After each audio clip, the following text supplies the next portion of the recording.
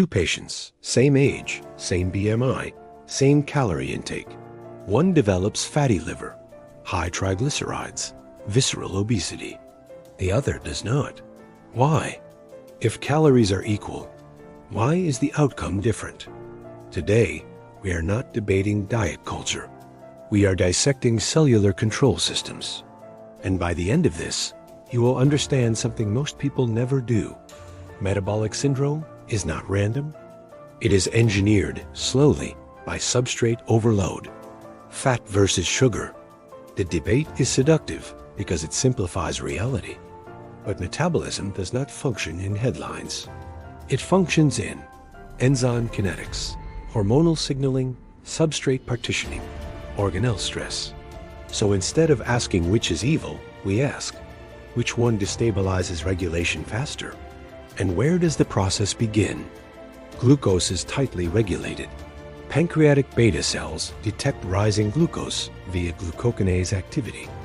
ATP increases. KATP channels close. Calcium influx triggers insulin secretion. Insulin binds its receptor. Tyrosine phosphorylation of IRS1. Activation of PI3K. Activation of AKT. GLUT4 translocates to the membrane. Glucose enters muscle. Under normal conditions, this is elegant. But chronic elevation changes receptor behavior.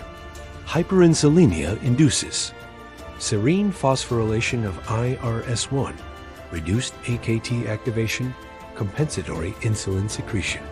Here's the key insight. Insulin resistance is not glucose toxicity alone.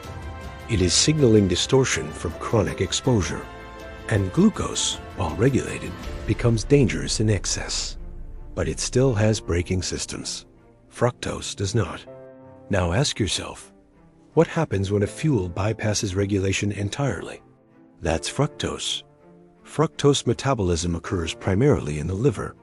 It bypasses phosphofructokinase, the central glycolytic checkpoint. No feedback control. Fructokinase phosphorylates fructose rapidly. ATP drops. AMP accumulates. AMP deaminase converts AMP to uric acid. Uric acid increases mitochondrial oxidative stress. Now metabolism is already strained before fat even forms.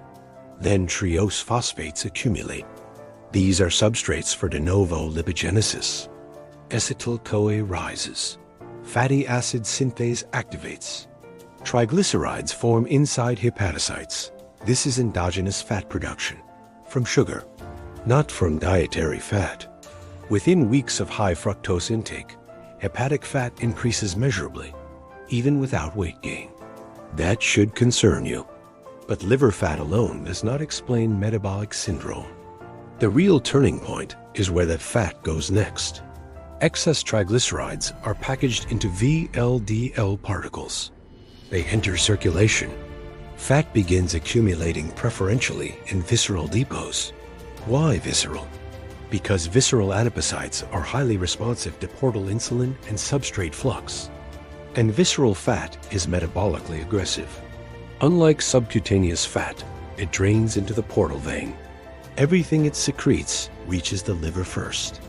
It releases TNF-alpha, IL-6, MCP-1, resisting. These cytokines promote hepatic glucose output, systemic inflammation, insulin signaling impairment. Now the liver is not just fatty, it is inflamed. Now let's address fat properly. Dietary fat does not spike insulin significantly. It enters via chylomicrons.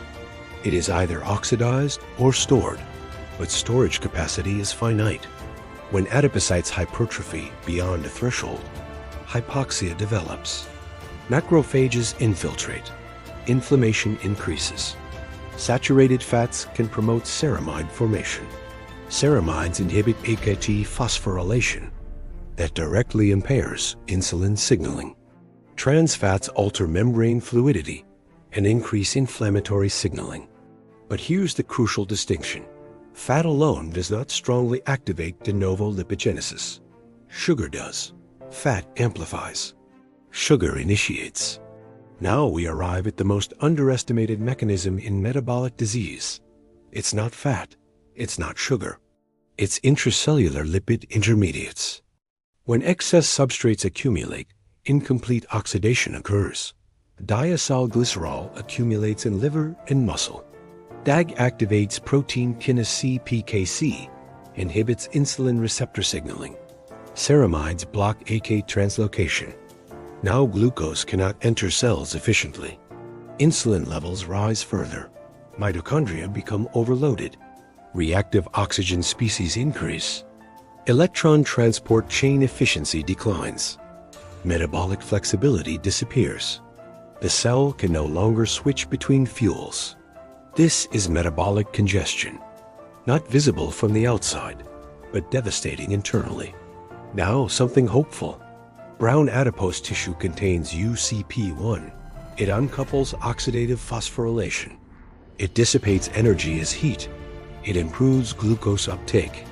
It enhances lipid oxidation. Individuals with higher brown fat activity show better metabolic flexibility. But brown fat declines with age, inactivity, and chronic overnutrition. Modern life suppresses metabolic resilience. Now you understand the biochemistry. But why is correction so difficult? 3 adaptive defenses. Adaptive thermogenesis lowers resting metabolic rate. Leptin decreases, hunger increases. Ghrelin rises, food becomes more rewarding. Add this. Sugar plus fat combination hyperactivates dopaminergic reward pathways. This pairing is evolutionarily rare, but industrially common. Your brain responds powerfully. This is not weakness. It is neural circuitry. So which is more dangerous? Excess refined sugar, especially fructose, is the stronger initiator of hepatic fat production and visceral expansion. Inflammatory fat quality amplifies insulin resistance and atherogenesis. Visceral fat sustains systemic metabolic damage. The most destructive pattern is high refined sugar, high inflammatory fat, chronic caloric excess, low energy expenditure. Not one villain, a metabolic alliance. Your metabolism is adaptive. It tolerates fluctuations. But chronic overload reshapes cellular signaling. Metabolic syndrome is not sudden. It is a progressive loss of regulatory precision.